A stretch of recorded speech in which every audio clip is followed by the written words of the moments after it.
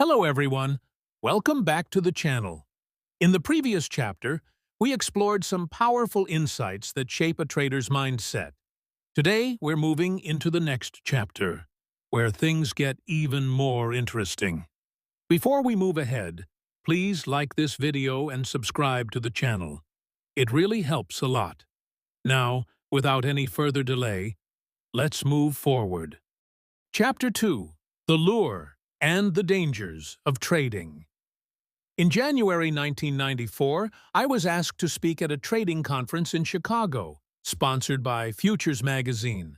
At one of the luncheons, I happened to be sitting next to an editor for one of the major publishers of books about trading. We were having a lively conversation about why so few people become successful at trading, even people who are otherwise very accomplished. At one point, the editor asked me if a possible explanation for this phenomenon might be that people were getting into trading for the wrong reasons. The attraction. I had to pause for a moment to think about this.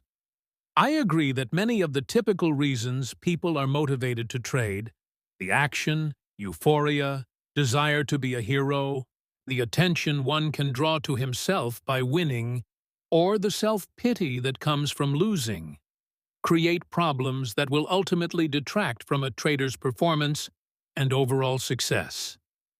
But the true underlying attraction to trading is far more fundamental and universal.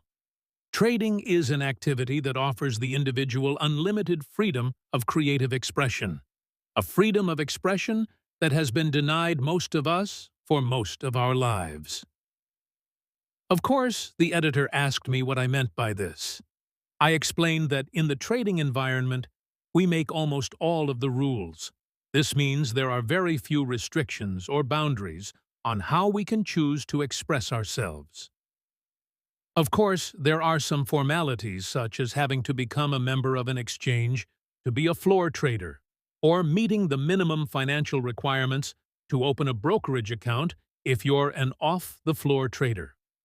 But otherwise, once you are in a position to start trading, the possibilities that exist for how you go about doing it are virtually limitless.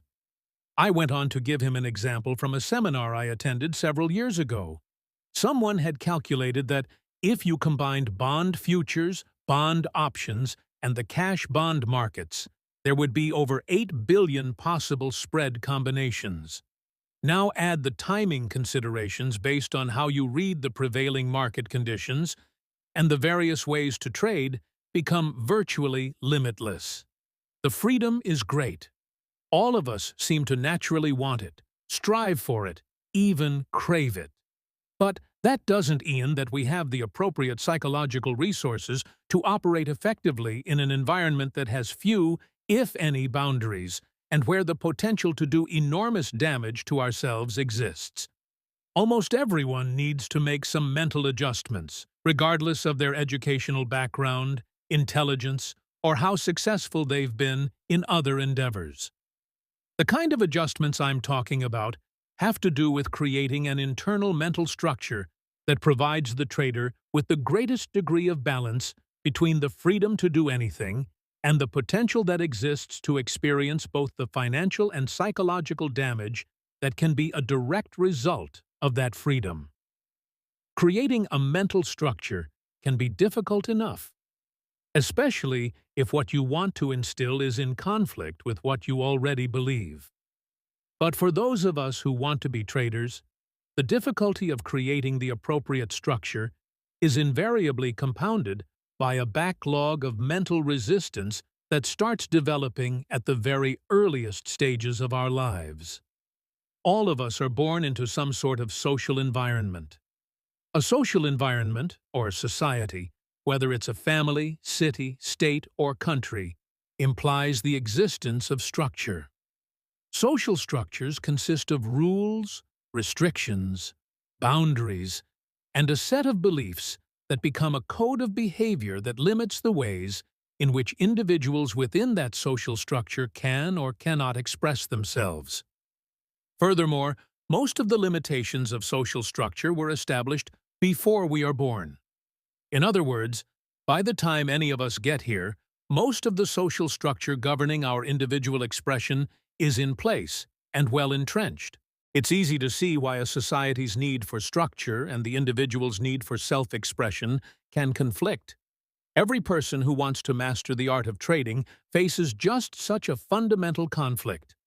I'd like you to ask yourself what one characteristic, a form of personal expression, is common to every child born on this planet, regardless of the location, culture, or social situation the child is born into. The answer is curiosity. Every child is curious. Every child is eager to learn. They can be described as little learning machines. Consider the nature of curiosity. At its most fundamental level, it is a force. More specifically, it is an inner-directed force, which means there's no necessity to motivate a child to learn something. Left on their own, children will naturally explore their surroundings. What is more, this inner-directed force also seems to have its own agenda. In other words, even though all children are curious, not all children are naturally curious about the same things. There's something inside each of us that directs our awareness. Even infants seem to know what they want and don't want. When adults encounter this unique display of individuality expressed by an infant, they're usually surprised. They assume that infants have nothing inside of them that makes them uniquely who they are. How else would infants express their individuality than by what in their environment attracts or repels them? I call this inner-directed guidance the force of natural attractions. Natural attractions are simply those things about which we feel a natural or passionate interest.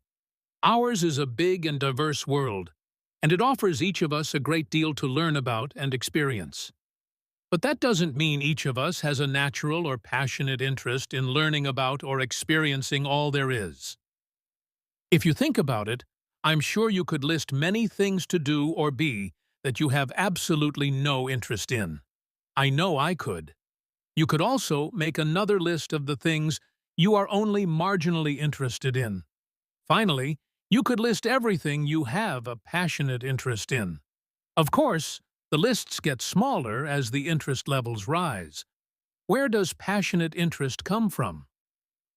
My personal view is that it comes from the deepest level of our being, at the level of our true identity. It comes from the part of us that exists beyond the characteristics and personality traits we acquire as a result of our social upbringing.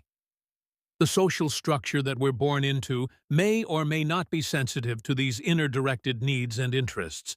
For example, you may have been born into a family of extremely competitive athletes, but feel a passionate interest in classical music or art. You may even have natural athletic ability, but no real interest in participating in athletic events. Is there any potential for conflict here? In a typical family, most members would put a great deal of pressure on you to follow in the footsteps of your brothers, sisters, or parents. They do everything possible to teach you their ways and how to get the most out of your athletic ability. They discourage you from seriously pursuing any other interests.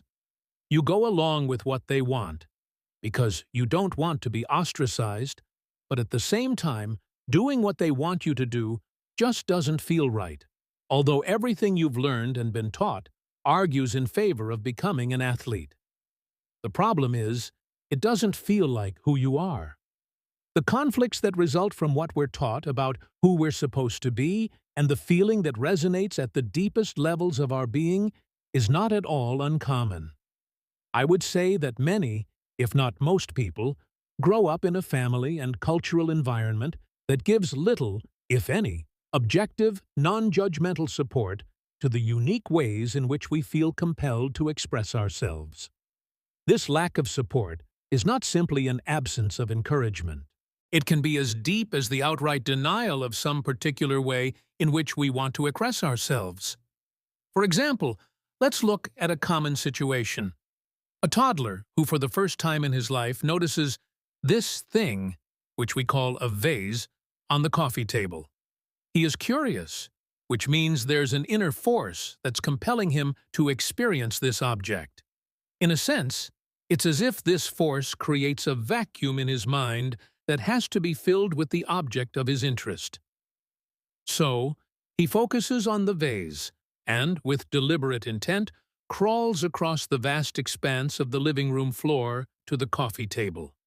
When he gets there, he reaches up to the edge of the table to pull himself to his feet. With one hand firmly on the table to maintain his balance, his other hand reaches out to touch this thing he has never experienced. Just at that moment, he hears a scream from across the room. "No!" Startled, the child falls back on his butt and begins to cry. Obviously, this is a very common occurrence, and one that is completely unavoidable.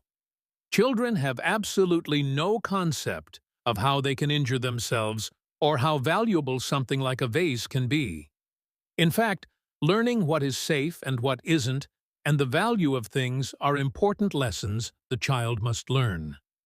However, there are some extremely important psychological dynamics at work here that have a direct effect on our ability to create the kind of discipline and focus necessary to trade effectively later in life. What happens when we're denied the opportunity to express ourselves in the way we want to? Or we're forced to express ourselves in a way that doesn't correspond with the natural selection process? The experience creates an upset. Being upset implies an imbalance. But what exactly is out of balance? For something to be out of balance, there has to be something that's in balance or in equal proportion in the first place. That something is the relative degree of correspondence that exists between our inner, mental environment and the exterior environment where we experience our lives. In other words, our needs and desires are generated in our mental environment, and they are fulfilled in the exterior environment.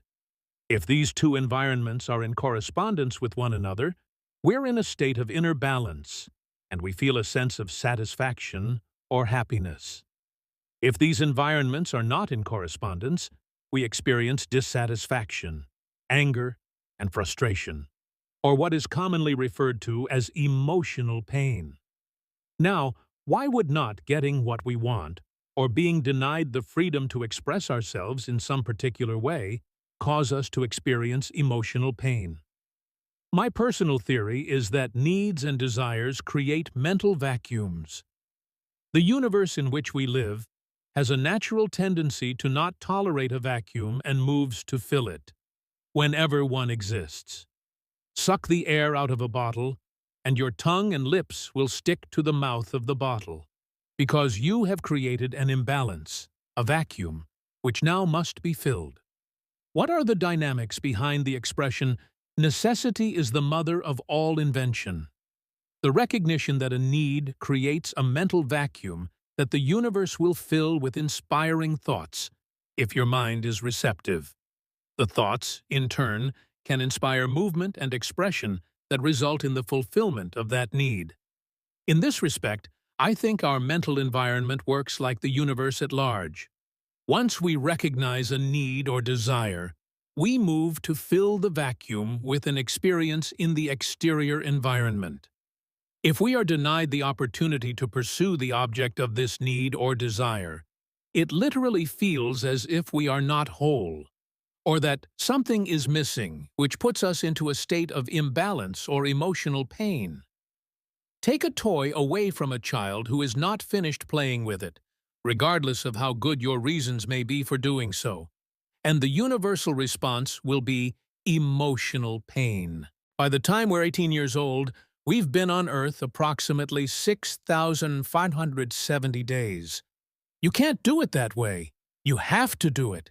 These are just a few of the relatively nice ways in which all of us are denied individual expression as we grow up. Even if we only heard such statements once or twice a day, that still adds up to several thousand denials by the time we reach adulthood. I call these lands of experiences denied impulses to learn, impulses that are based on an inner need, originating from the deeper part of our identity, from the natural selection process. What happens to all of these impulses that have been denied and left unfulfilled? Do they just go away? They can, if they are reconciled in some way. If we do something, or someone else does something, to put our mental environment back into balance. What can put our mental environment back into balance? There are a number of techniques. The most natural one, especially for a child, is simply to cry. Crying is a natural mechanism, nature's way, for reconciling these denied, unfulfilled impulses. Scientific researchers have found tears to be composed of negatively charged ions. If allowed to take its natural course, crying will expel the negatively charged energy in our minds and bring us back to a state of balance, even though the original impulse was never fulfilled. The problem is that most of the time, events are not allowed to take their natural course, and the denied impulses are never reconciled, at least not while we're still children. There are many reasons why adults don't like it when their children, especially boys, cry, and do everything they can to discourage this behavior. There are just as many reasons why adults will not bother to explain to children why they are being forced to do something they don't want to do. Even if adults do try, there are no assurances that they will be effective enough to reconcile the imbalance. What happens if these impulses aren't reconciled? They accumulate, and usually end up manifesting themselves in any number of addictive and compulsive behavior patterns. A very loose rule of thumb is, whatever we believe we were deprived of as children can easily become addictions in adulthood. For example, many people are addicted to attention. I am referring to people who will do most anything to draw attention to themselves. The most common reason for this is that they believe they either didn't get enough attention when they were young or didn't get it when it was important to them. In any case, the deprivation becomes unresolved emotional energy that compels them to behave in ways that will satisfy the addiction. What's important for us to understand about these unreconciled, denied impulses that exist in all of us is how they affect our ability to stay focused and take a disciplined, consistent approach to our trading. The safeguards. To operate effectively in the trading environment, we need rules and boundaries to guide our behavior. It is a simple fact of trading that the potential exists to do enormous damage to ourselves, damage that can be way out of proportion to what we may think is possible. There are many kinds of trades in which the risk of loss is unlimited. To prevent the possibility of exposing ourselves to damage, we need to create an internal structure in the form of specialized mental discipline and a perspective that guides our behavior so that we always act in our own best interests. This structure has to exist within each of us, because unlike society, the market doesn't provide it. The markets provide structure in the form of behavior patterns that indicate when an opportunity to buy or sell exists. But that's where the structure ends, with a simple indication. Otherwise, from each individual's perspective, there are no formalized rules to guide your behavior. There aren't even any beginnings, middles, or endings, as there are in virtually every other activity we participate in.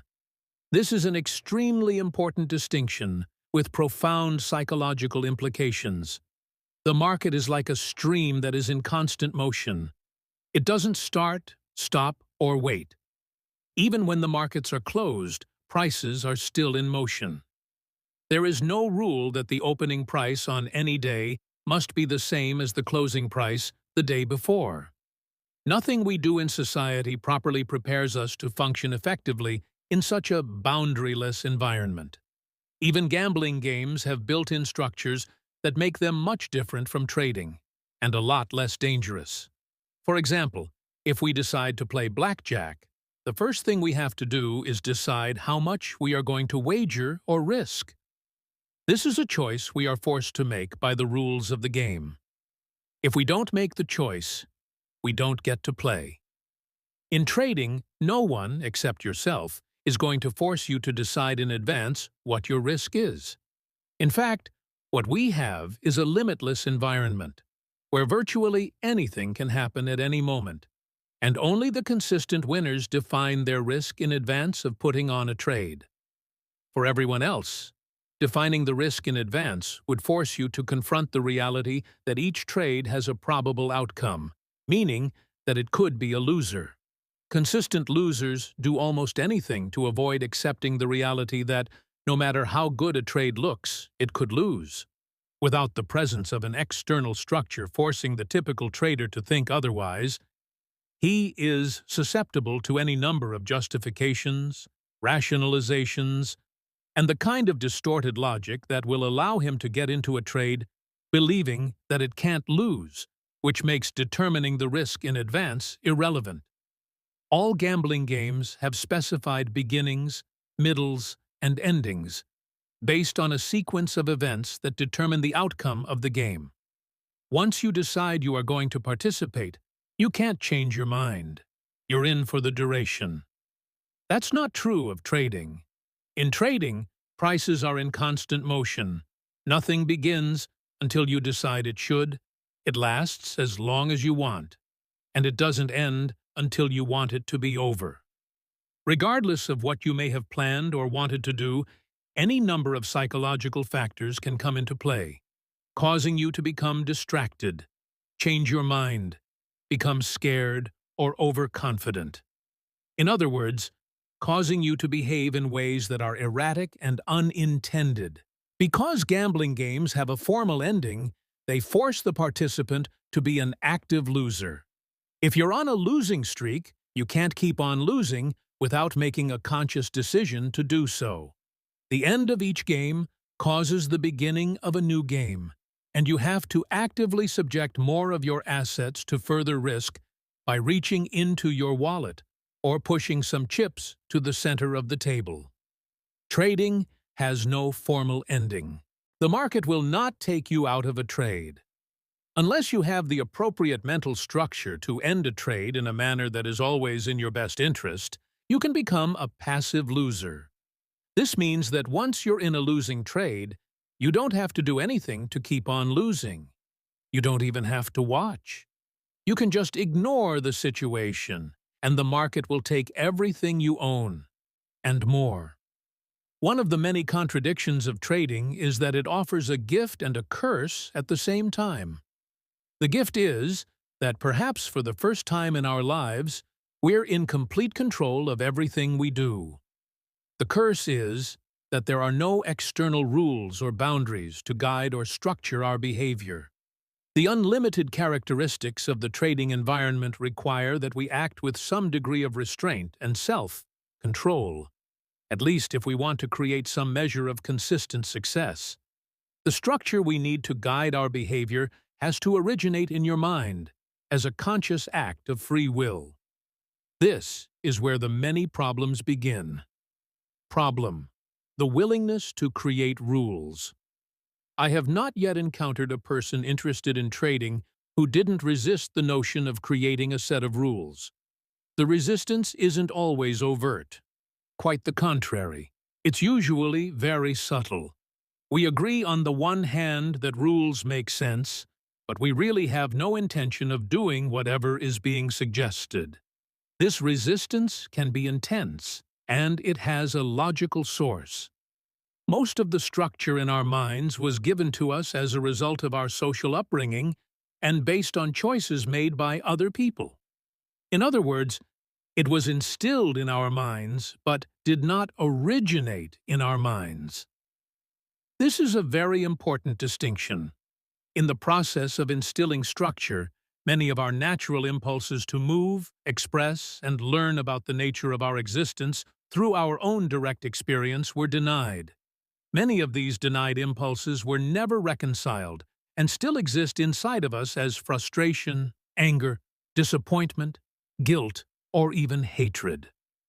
The accumulation of these negative feelings acts as a force inside our mental environment, causing us to resist anything that denies us the freedom to do and be whatever we want, when we want. In other words, the very reason we are attracted to trading in the first place, the unlimited freedom of creative expression, is the same reason we feel a natural resistance to creating the kinds of rules and boundaries that can appropriately guide our behavior. The need for rules may make perfect sense, but it can be difficult to generate the motivation to create these rules when we've been trying to break free of them most of our lives. It usually takes a great deal of pain and suffering to break down the source of our resistance to establishing and abiding by a trading regime that is organized, consistent, and reflects prudent money management guidelines. Now, I'm not implying that you have to reconcile all of your past frustrations and disappointments to become a successful trader, because that's not the case, and you certainly don't have to suffer. I've worked with many traders who have achieved their objectives of consistency and haven't done anything to reconcile their backlog of denied impulses. However, I am implying that you can't take for granted how much effort and focus you may have to put into building the kind of mental structure that compensates for the negative effect denied impulses can have on your ability to establish the skills that will assure your success as a trader. Problem: failure to take responsibility. Trading can be characterized as a pure, unencumbered personal choice with an immediate outcome. Remember, nothing happens until we decide to start. It lasts as long as we want, and it doesn't end until we decide to stop. All of these beginnings, middles, and endings are the result of our interpretation of the information available and how we choose to act on our interpretation. Now, we may want the freedom to make choices, but that doesn't mean we are ready and willing to accept the responsibility for the outcomes. Traders who are not ready to accept responsibility for the outcomes of their interpretations and actions will find themselves in a dilemma. How does one participate in an activity that allows complete freedom of choice, and at the same time avoid taking responsibility if the outcome of one's choices are unexpected and not to one's liking? The hard reality of trading is that if you want to create consistency, you have to start from the premise that no matter what the outcome, you are completely responsible. This is a level of responsibility few people have aspired to before they decide to become traders. The way to avoid responsibility is to adopt a trading style that is, to all intents and purposes, random. I define random trading as poorly planned trades, or trades that are not planned at all. It is an unorganized approach that takes into consideration an unlimited set of market variables, which do not allow you to find out what works on a consistent basis and what does not. Randomness is unstructured freedom without responsibility. When we trade without well-defined plans and with an unlimited set of variables, it's very easy to take credit for the trades that turn out to our liking, because there was some method present. At the same time, it's very easy to avoid taking responsibility for the trades that didn't turn out the way we wanted, because there is always some variable we didn't know about and therefore couldn't take into consideration beforehand. If the market's behavior were truly random, then it would be difficult, if not impossible, to create consistency. If it's impossible to be consistent, then we really don't have to take responsibility. The problem with this logic is that our direct experience of the markets tells us something different. The same behavior patterns present themselves over and over again. Even though the outcome of each individual pattern is random, the outcome of a series of patterns is consistent, statistically reliable. This is a paradox, but one that is easily resolved with a disciplined, organized, and consistent approach. I've worked with countless traders who would spend hours doing market analysis and planning trades for the next day. Then, instead of putting on the trades they planned, they did something else. The trades they did put on were usually ideas from friends or tips from brokers. I probably don't have to tell you that the trades they originally planned, but didn't act on, were usually the big winners of the day. This is a classic example of how we become susceptible to unstructured random trading, because We want to avoid responsibility. When we act on our own ideas, we put our creative abilities on the line, and we get instant feedback on how well our ideas worked. It's very difficult to rationalize away any unsatisfactory results. On the other hand, when we enter an unplanned, random trade, it's much easier to shift the responsibility by blaming the friend or the broker for their bad ideas. There's something else about the nature of trading that makes it easy to escape the responsibility that comes with creating structure in favor of trading randomly. It is the fact that any trade has the potential to be a winner, even a big winner. That big winning trade can come your way, whether you are a great analyst or a lousy one. Whether you do or don't take responsibility. It takes effort to create the kind of disciplined approach that is necessary to become a consistent winner. But, as you can see, it's very easy to avoid this kind of mental work in favor of trading with an undisciplined, random approach. Problem: addiction to random rewards. Several studies have been done on the psychological effects of random rewards on monkeys. For example, if you teach a monkey to do a task and consistently reward it every time the task is done, the monkey quickly learns to associate a specific outcome with the efforts. If you stop rewarding it for doing the task, within a very short period of time, the monkey will simply stop doing the task.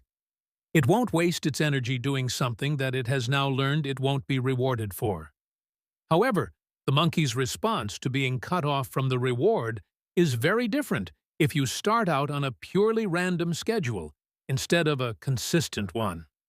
When you stop offering the reward, there's no way the monkey can know that it will never be rewarded again for doing that task. Every time it was rewarded in the past, the reward came as a surprise. As a result, from the monkey's perspective, there's no reason to quit doing the task. The monkey keeps on doing the task, even without being rewarded for doing it. Some will continue indefinitely. I'm not sure why we're susceptible to becoming addicted to random rewards. If I had to guess, I would say that it probably has something to do with the euphoria-inducing chemicals that are released in our brains when we experience an unexpected, pleasant surprise. If a reward is random, we never know for sure if and when we might receive it, so expending energy and resources in the hope of experiencing that wonderful feeling of surprise again isn't difficult. In fact, for many people, it can be very addicting. On the other hand, when we expect a particular outcome and it doesn't come about, we're disappointed and feel bad. If we do it again and get the same disappointing outcome, it isn't likely that we will keep doing something we know will cause us emotional pain. To whatever degree the addiction dominates our state of mind, to that same degree our focus and efforts will be geared toward fulfilling the object of that addiction. Other possibilities that exist in any given moment to fulfill other needs, like the need to trust ourselves and not to subject too many of our assets to risk, are either ignored or dismissed. We feel powerless to act in any other way than to satisfy the addiction. An addiction to random rewards is particularly troublesome for traders because it is another source of resistance to creating the kind of mental structure that produces consistency. Problem: external versus internal. Control. Our upbringing has programmed us to function in a social environment, which means we've acquired certain thinking strategies for fulfilling our needs, wants, and desires that are geared towards social interaction. Not only have we learned to depend on each other to fulfill the needs, wants, and desires we cannot fulfill completely on our own, but in the process, we've acquired many socially based controlling and manipulating techniques for assuring that other people behave in a manner that is consistent with what we want. The markets may seem like a social endeavor because there are so many people involved, but they're not. If, in today's modern society, we have learned to depend on each other to fulfill basic needs, then the market environment, even though it exists in the midst of modern society, can be characterized as a psychological wilderness, where it's truly every man or woman for himself or herself. Not only can we not depend on the market to do anything for us, but it is extremely difficult, if not impossible, to manipulate or control anything that the market does. Now, if we've become effective at fulfilling our needs, wants, and desires by learning how to control and manipulate our environment, but suddenly find ourselves, as traders, in an environment that does not know, care, or respond to anything that is important to us, where does that leave us?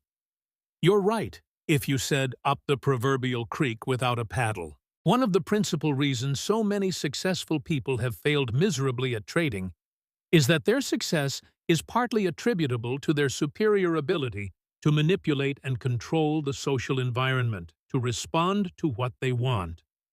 To some degree, all of us have learned or developed techniques to make the external environment conform to our mental, interior environment. The problem is that none of these techniques work with the market. The market doesn't respond to control and manipulation unless you're a very large trader. However, we can control our perception and interpretation of market information, as well as our own behavior. Instead of controlling our surroundings so they conform to our idea of the way things should be, we can learn to control ourselves. Then, we can perceive information from the most objective perspective possible, and structure our mental environment so that we always behave in a manner that is in our own best interest. That brings us to the end of today's chapter. I hope you enjoyed it and found something meaningful along the way. The next chapter will be coming very shortly, so stay tuned. If you liked the video, please don't forget to like it and subscribe to the channel for more chapters and stories like this. Thank you for listening, and I'll see you in the next one.